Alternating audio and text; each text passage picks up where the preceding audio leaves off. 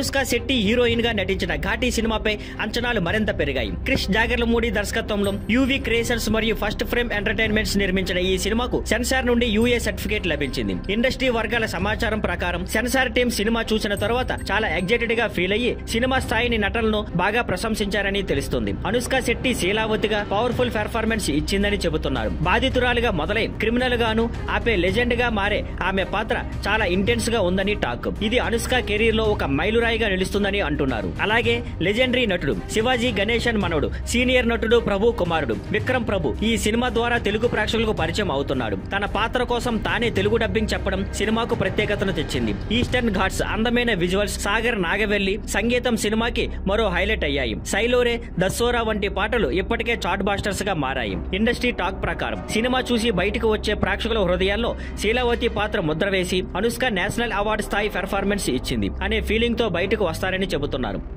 Thank you for watching. Please like, share and subscribe.